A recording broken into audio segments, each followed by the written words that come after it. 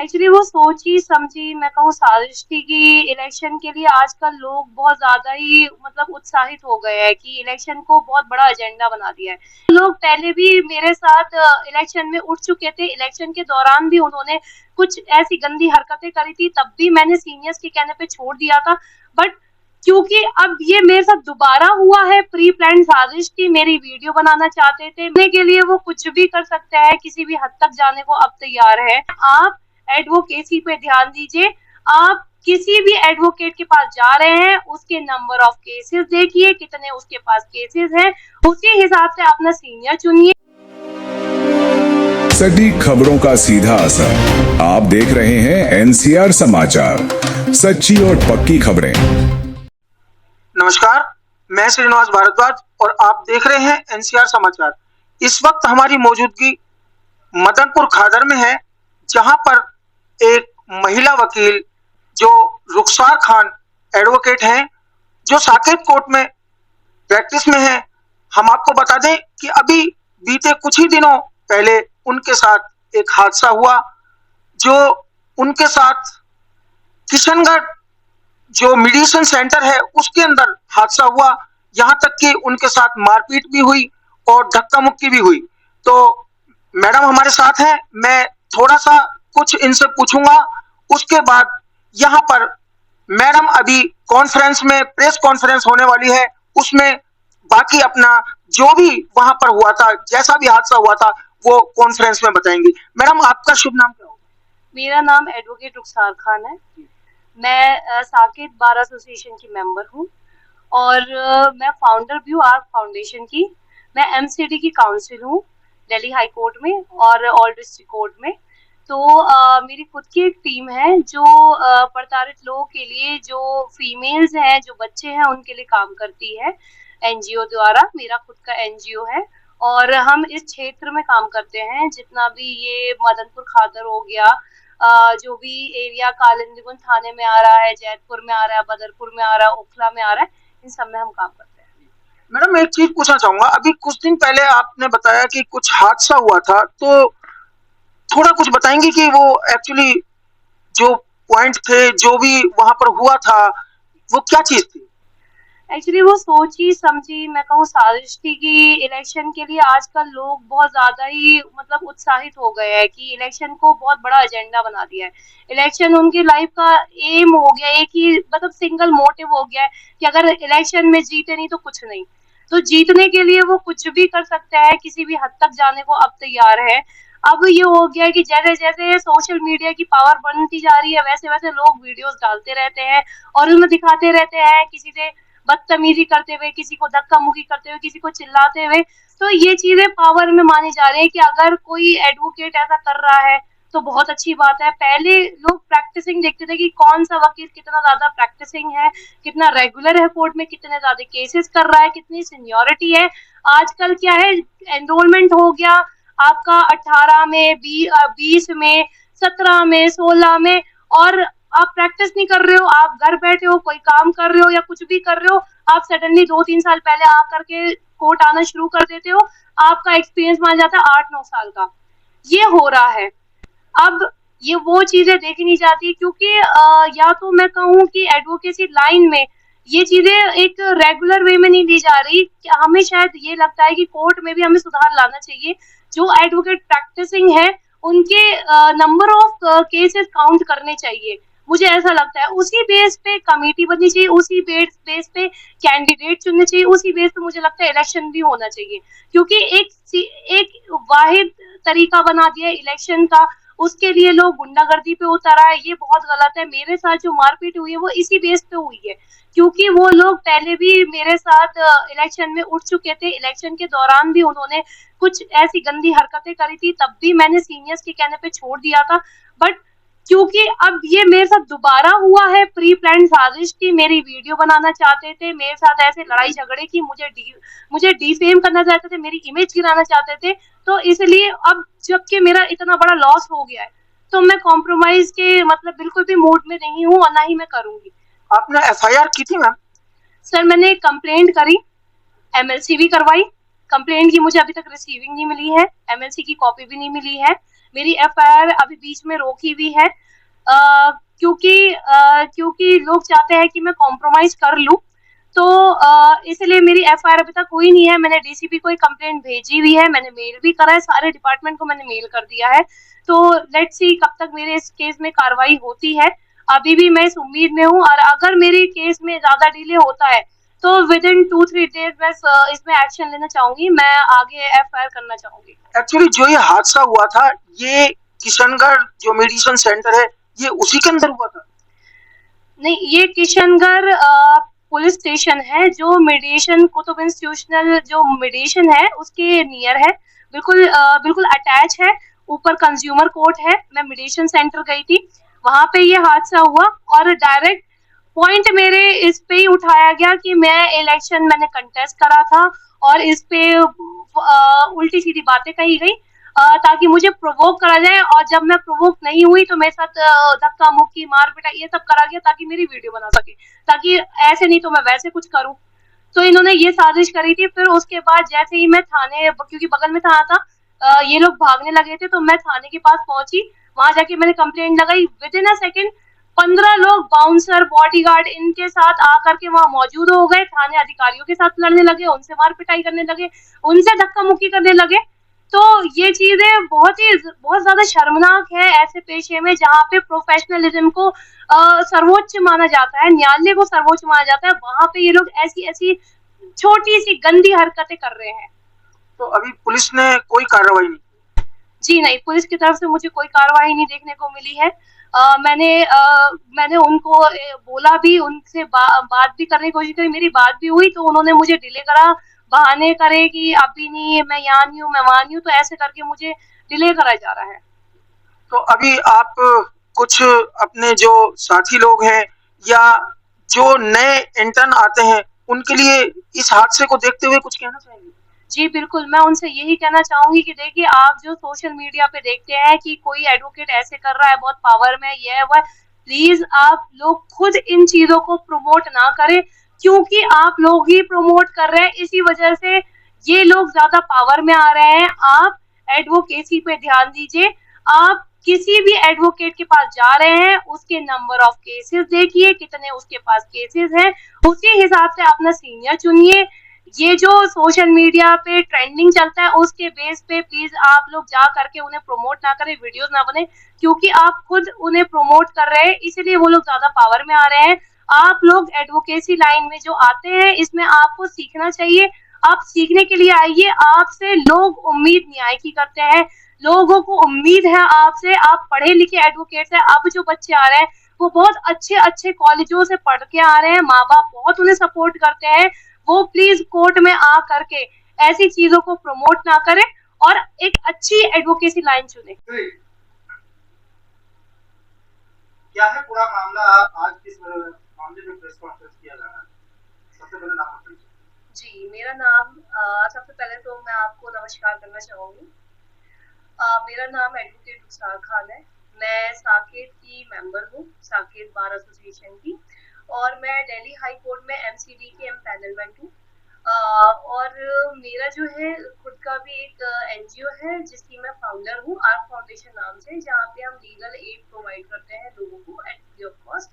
और हम public service भी प्रोवाइड करते हैं, जैसे कि किसी की मदद करना, किसी के लिए हेल्प प्रोवाइड करना, और किसी को फाइनेंशियली भी सपोर्ट करना। तो हमारे लिए जैसे कैंसर पेशेंट्स हो गए, और महिलाएं हो गई जो मतलब मेंसेस से गुजरती हैं, प्रॉब्लम्स फेसेस करती हैं, तो उनके लिए भी हम हॉस्पिटल्स द्वारा मदद प्रोवाइड करवाते हैं। आज क्या घटना घटी आपके साथ इस वजह से प्रेस कॉन्फ्रेंस करनी पड़ी? रिसेंटली मेरे साथ 2 जुलाई को एक घटना घटी है, जिसको मैं बहुत शर्मनाक घटना थी, जो मैं एक्सप्रेस नहीं कर पा रही हूँ आपके आगे। हुआ ये था उस इंसिडेंट में कि मैं मेडिएशन सेंटर गई थी अपनी क्लाइंट के साथ। मेरी क्लाइंट का जो मैटर था वो फैमिली डिस्प्यूट था, जिसमें मेरी क्लाइंट काफी टाइम से अपने ससुराल द्वारा प्रताड़ित थी। उसके हस्बैंड द्वारा उसको बहुत ज्यादा इमोशनली, फाइनेंशियली ट्रॉमेटाइज करा जा रहा था, उसके बच्चे को भी एक्सेप्ट नहीं करा जा रहा था। तो ये केस जो था वो कालिंदी कुंज थाने का था, जहाँ से मुझे रेफर करा गया था। उसके बाद काफी बार मतलब मीडिएशन में 2 बार जाने के बाद जब दूसरी पार्टी नहीं आई तो हम लास्ट थर्ड टाइम गए थे मीडिएशन अटेंड करने के लिए कि अगर इस बार भी पार्टी नहीं आती है तो हम अपना जो कोर्ट द्वारा प्रोसीडिंग है वो स्टार्ट कर देंगे, हम एफआईआर कर देंगे। तो हम last for the third time हम उस दिन मीडिएशन गए थे, जिसमें मुझे नहीं पता था कि मेरे साथ एक प्री प्लान साजिश करी जाएगी। और उस साजिश में ये था कि जो अपोजिट काउंसिल थे, मुझे नहीं पता था कि वो लोग हैं जो ऑलरेडी मेरी पोस्ट पे पहले ही लड़ चुके हैं। ये पर्पज इलेक्शन को लेकर के था, ये एक तरह से एक कैंपेनिंग थी कि ऐसे करके वीडियोस बना करके अपने आप को फेमस करा जाए, नाम लिया जाए, अपना अपना नाम आजकल एक ना धांधलेबाजी देखने को मिल रही है इलेक्शन को लेकर के। लोग इलेक्शन को लेकर के इतने ज्यादा ऑब्सेस हो चुके हैं कि लोगों को ये नहीं समझ में आ रहा कि वो कर क्या रहे हैं आजकल। मतलब जिनकी प्रैक्टिसिंग नहीं है, जो एक्सपीरियंस नहीं है, वो भी आकर के कोर्ट में अपने आप को प्रैक्टिसिंग एक्सपीरियंस एडवोकेट सीनियर्स बताते हैं। जूनियर्स को मतलब एक फेक नॉलेज आगे मतलब आगे फॉरवर्ड करते हैं, जूनियर्स को वो एक्साइटेड करते हैं कि वो आए, उनके साथ जुड़े और एक टीम बने, ग्रुप बने। और एक तरह की गुंडागर्दी फैला रखी है कोर्ट में कि वो ऐसे वीडियोस बना करके वायरल करके अपनी पावर दिखा करके वो कोर्ट में एक गलत मतलब एक गलत उद्देश्य पैदा कर रहे हैं। आपके साथ घटना क्या घटी जिस वजह से प्रेस कॉन्फ्रेंस करना पड़ रहा है? मुद्दे पे मैं आती हूँ। बात ये है कि जो मेरे साथ घटना घटी है वो पहले तो ये हुआ कि जो मेरे पोस्ट पे लड़ रही थी उन्होंने ये प्री प्लान साजिश की, उन्होंने मेरे साथ एक प्री प्लान अटेम्प्ट करा। उन्हें सेकंड हियरिंग पे पता चल गया था कि अपोजिट काउंसिल मैं हूँ, तो उन्होंने एक लड़की को भेजा। वो लड़की मीडिएशन में आई, सडनली जैसी मीडिएशन स्टार्ट हुई वो एकदम से चीखने चिल्लाने लग गई उसके। और ये चीजें उसने मीडिएटर के भी सामने करी है, मेरे इलेक्शन को लेके सीधा टॉन्ट मारना कि आइंदा इलेक्शन मत लड़ लेना, ऐसी ऐसी वाहियात बातें करना। और साथ में उनके 6 नॉन एडवोकेट्स मौजूद थे, जिसमें से 4 लड़के और 2 लड़कियां मौजूद थी जो उस टाइम भी मौजूद थी जब मेरे साथ घटना घटी। जैसे ही मीडिएटर ने उन्हें बोला कि आप बाहर चले जाओ, तो मेरे जैसे वो बाहर निकली तो मैं उनके पीछे गई उन्हें समझाने के लिए, क्योंकि मुझे मीडिएटर ने बोला कि मैम आप बाहर जाके बात कर ले, क्योंकि वो भी एक एडवोकेट महिला है, कोई प्रॉब्लम है तो आप देख ले।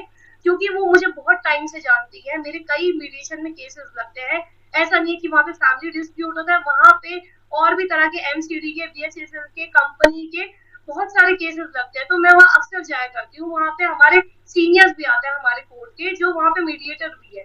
तो दे नो वेरी वेल कि मैं वहाँ पे बहुत टाइम से आ रही हूँ, मेरे केसेस लगते हैं। तो उन्होंने मुझे बोला कि मैम आप जाके उनसे बात कर लो, अपने समझा लो, क्योंकि वो मेरे नेचर से वाकिफ है कि मेरा नेचर बहुत ही शांत और सुलझा हुआ है। मैं किसी से कभी भी आप मेरी अगर कोई रिपोर्ट निकालेगा तो कभी भी मैंने किसी के साथ बदतमीजी नहीं करी, कभी किसी के साथ तू तड़ाक नहीं करी। मैं प्रैक्टिसिंग एडवोकेट हूँ, मैं रेगुलर आती हूँ कोर्ट में, मैं प्रैक्टिस करने आती हूँ और मेरा मोटिव सिर्फ प्रैक्टिसिंग को लेकर के होता है और कुछ नहीं होता। मेरे को कोर्ट अटेंड करना होता है और कोर्ट से वापस घर जाना होता है, इससे ज्यादा मेरा कोई मोटिव नहीं होता। इस बार भी मैं अपने ही इसी मोटिव को लेके गई थी कि मैं अपने क्लाइंट के साथ अकेली गई थी। तो जब मैं वहां पहुंची हूँ मेडिटेशन सेंटर में, पहले तो मैंने ये देखा कि वहां पे 6 लोग मौजूद हैं। तो मुझे ऐसा लगा कि मे भी शायद उनके साथी आए होंगे, कोई लोग आए होंगे जो सिविल ड्रेस में थे। मुझे नहीं पता था कि वो उनके साथ ऐसे ग्रुपिज्म करके मुझे अटैक करने आए थे, जो नॉन एडवोकेट्स थे। और जैसे ही मुझ पे अटैक होता है, मैं जैसे ही बाहर निकली मेरे पे एकदम सडनली अटैक हुआ। 6 लोग मेरे को घेर करके खड़े हो गए और मुझ पे अटैक करना शुरू करा। मेरा फोन तोड़ दिया, मेरा फोन लेके मेरे ही उन्होंने सर पे मारा, मैं अनकॉन्शियस हो गई। मैंने जैसे भी उन्हें पकड़ा तो वो मेरा हाथ छुड़ा करके भागने लगे। इस इंसिडेंट में मेरा बहुत बड़ा लॉस हुआ। I went through medical treatment और उसके बाद भी जैसे ही वो मेरा हाथ छुड़ा के भागने लगे, मैं बगल में किशनगढ़ थाना है वहां पे जाकर के खड़ी हुई। मैं वहां पे जाके मैंने कंप्लेंट लिखवाई और जिस टाइम में कंप्लेंट लिखवाई तुरंत ही 15 लोग वहां पे आकर के मौजूद हो गए, जिनमें से बाउंसर्स भी थे, बॉडीगार्ड से बाउंसर्स थे। 15 लोग, मतलब एक अकेली महिला के ऊपर हावी।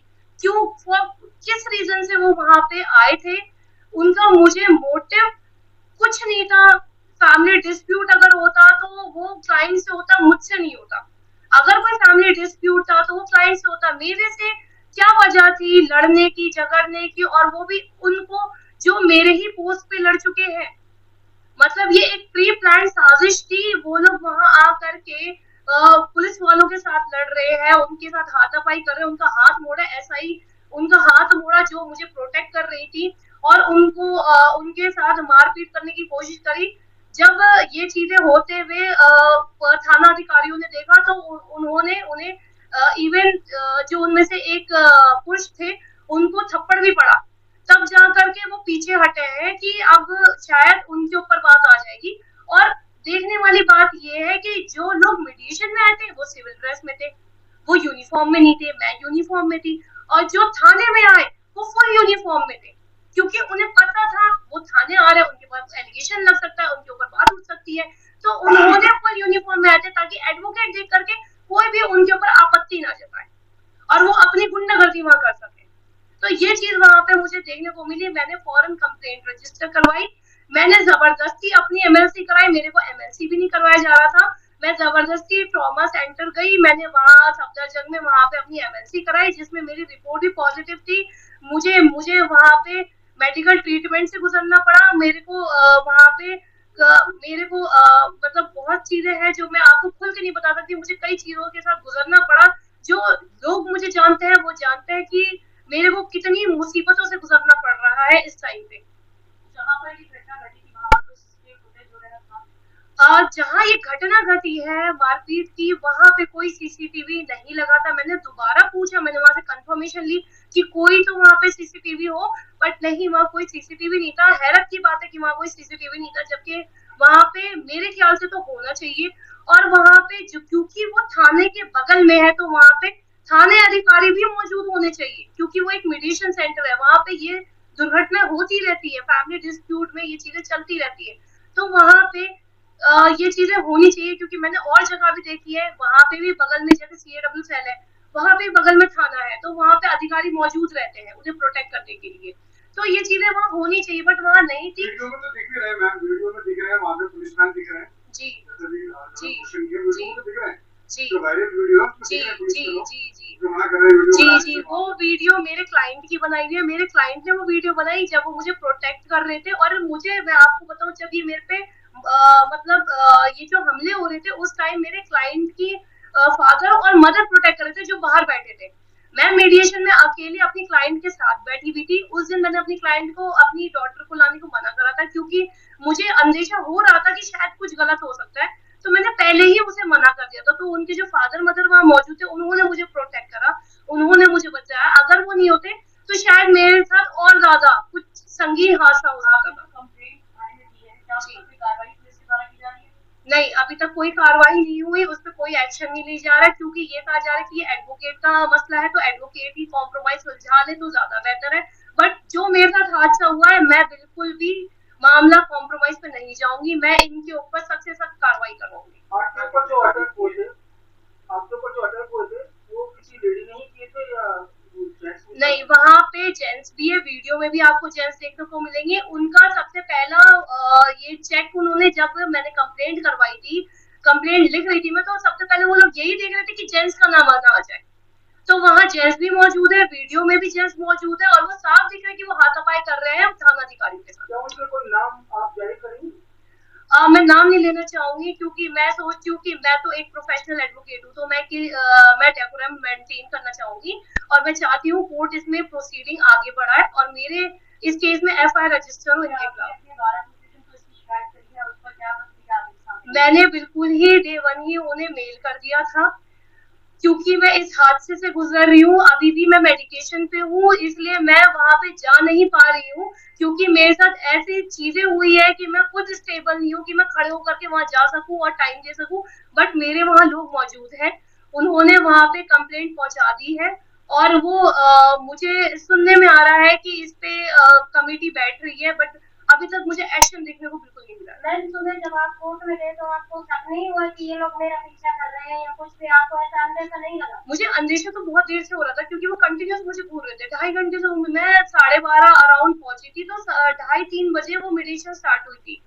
तो मुझे अंदेशा तो हो रहा था कि वो बहुत देर से मुझे घूर रहे हैं, जो लड़के वहां मौजूद थे उनके साथ जो नॉन एडवोकेट थे वो मुझे घूर रहे थे, बट क्योंकि मैंने फर्स्ट टाइम देखा था तो मैंने इतना सीरियसली लिया नहीं कि मे भी हो सकता है कि वो मुझे देख रहे हो या देख लो कि एडवोकेट है या वो सिविल मतलब कॉमन लोकल पीपल हो, तो शायद इसलिए वो मुझे देख रहे हो। जो घटना आपके साथ घटी है, इस तरह की घटना क्या कभी कोर्ट में किसी और वकील के साथ भी घटी है, महिला वकील के साथ खासकर, और क्या सुरक्षा आगे अपनाएंगे? मैंने कई बार ऐसी चीजें सुनी थी जो हुई है, नाम मैं डिस्क्लोज नहीं करना चाहूंगी, बट ऐसी कई बार चीजें देखने को मिली कि महिला एडवोकेट, खास तौर से यंग महिला एडवोकेट के साथ बहुत हुई है, बट उसको दबा दी गई है।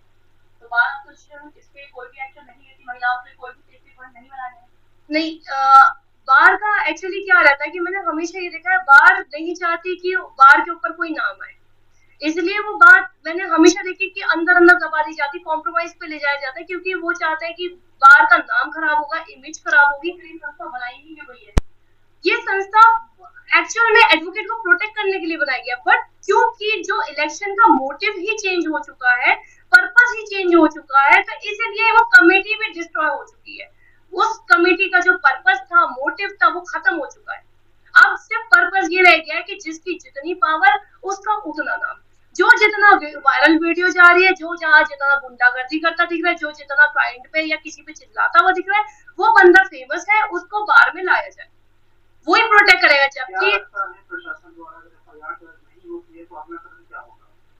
मैंने एक कंप्लेंट डीसीपी के पास भी भेजी है, एसीपी के पास भी भेजी है, और मैंने सीएम तक ये कंप्लेंट पहुंचाई है। मैं अगर वो एक्शन नहीं लेते तो मैं बार के पास जाऊंगी, मैं बार काउंसिल ऑफ इंडिया के पास जाऊंगी, मैं बीसीडी के पास जाऊंगी, मैं बीसीडी से इस पे एक्शन करवाना चाहूंगी, और मैं अगर वहां से भी नहीं बनी तो मैं खुद 156(3) इन पे लगा करके और भी जो इन पे मुकदमे दर्ज हो सकते हैं वो मैं करूंगी, मैं एक्शन लूंगी। ये जो एमएलसी कराई थी जी ये किसी पुलिस कस्टडी के साथ में कराई जी। थी या उसकी कोई कॉपी है आपके पास? नहीं, मुझे कोई कॉपी नहीं दी गई, ठीक है, क्योंकि मैं एक एडवोकेट हूँ, तो मैं उस पे कार्रवाई कर सकती हूँ, तो इसलिए मुझे ऐसा लगता है कि मुझे कॉपी नहीं दी गई। 2 दिन अभी तक 4 दिन हो गए, मैं 4 दिन से अपनी कॉपी मांग रही हूँ, मुझे कॉपी नहीं दी जा रही है। ऑनलाइन भी तो ले सकते हैं।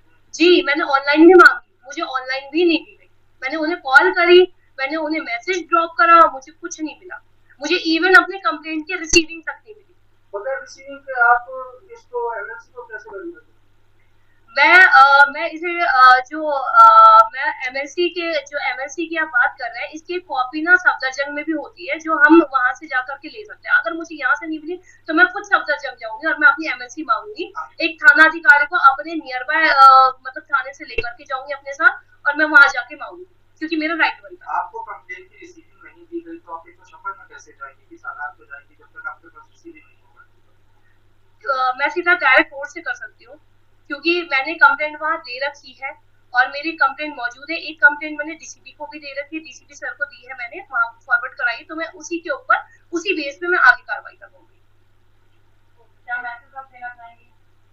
जी, मैं मैसेज ये देना चाहूंगी कि जो यंग महिलाएं हैं, इवन दो जो यंग एडवोकेट्स आजकल कोर्ट में आ रहे हैं, जो मेल है, उनके लिए भी ऐसे लोग बहुत ज्यादा परेशानीदायक है, आगे परेशानी कर सकते हैं, क्योंकि ऐसी अगर महिलाएं होंगी तो वो उनपे भी कोई भी एलिगेशन लगा सकती है। मैं आपको कुछ और सवाल पूछना चाहूंगी, आपको महिला एडवोकेट्स का कितना सपोर्ट मिला है इसमें, आपके साथ जो हादसा हुआ इसमें? अगर मैं सच बोलूं तो मुझे जो यंग एडवोकेट्स हैं उनके मैसेजेस तो आए हैं कि मैडम आपने बहुत अच्छा करा, आपने इनके ऊपर कार्रवाई करना चाह रहे हो, आप आवाज उठा रहे हो, आप बहुत अच्छा कर रहे हो, बट जो सीनियर एडवोकेट्स है, इवन मेल एडवोकेट है, उनका भी मुझे इतना कुछ देखने को नहीं मिला। लेडी एडवोकेट्स का तो बिल्कुल भी नहीं देखने को मिला, जो उनका मोटिव होना चाहिए, जो उनकी सीनियरिटी होना चाहिए, उसमें मुझे बिल्कुल नहीं देखने को मिला।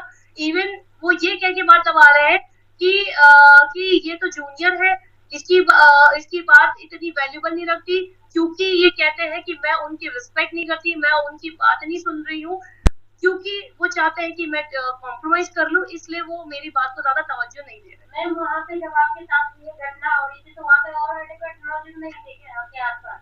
नहीं, क्योंकि 2:30-3 बज चुके थे, तो जो मोस्टली जो केसेस थे जो जल्दी निपट जाए वो पहले हो चुके थे।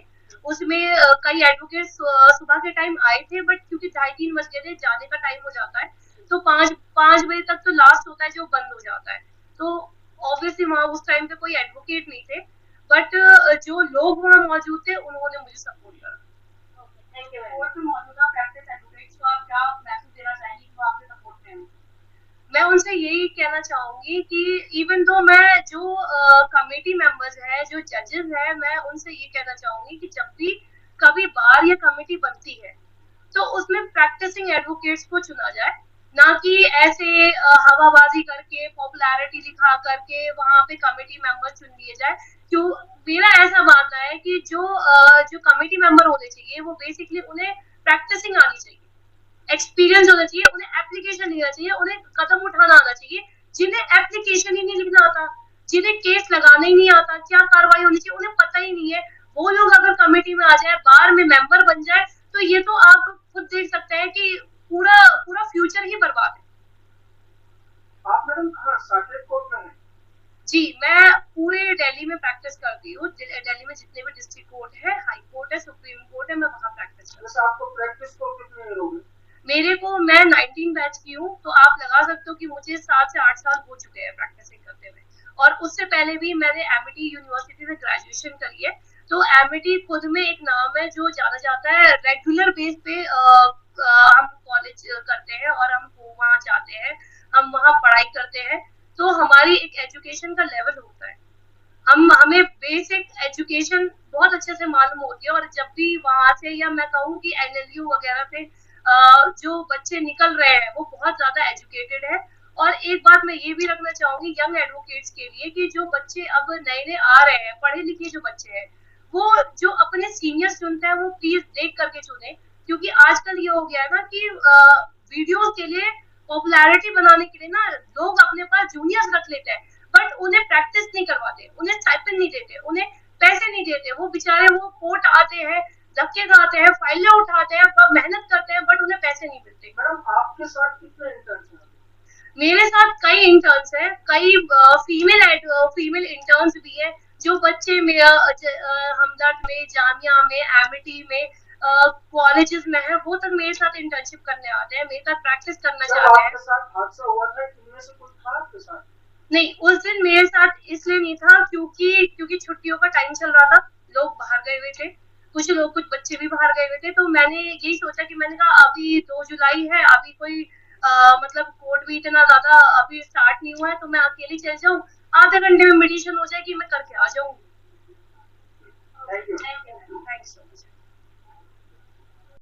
मैडम ने बताया कि यहाँ पर उनके साथ जो किशनगढ़ मीडिएशन सेंटर है, वहां पर इनके साथ एक हादसा हुआ, बदतमीजी हुई, इलेक्शन को लेकर के बदतमीजी हुई, इनके ऊपर कुछ तंज कसे गए, इनको हरासमेंट किया गया। यहां तक कि इनका कहना है कि अभी तक पुलिस में जो भी हमने एफआईआर कराई थी उसका अभी कोई रिस्पॉन्स नहीं मिला है, ना ही अभी उसके ऊपर कोई कार्रवाई हुई है। तो अभी हम यही कहेंगे कि आगे मैडम की जो लड़ाई है वो अभी जारी रहेगी और आगे की अपडेट हम आपको देते रहेंगे। मैं श्रीनिवास भारद्वाज और आप देख रहे हैं एनसीआर समाचार। आप बने रहिए हमारे चैनल एनसीआर समाचार के साथ। नमस्कार।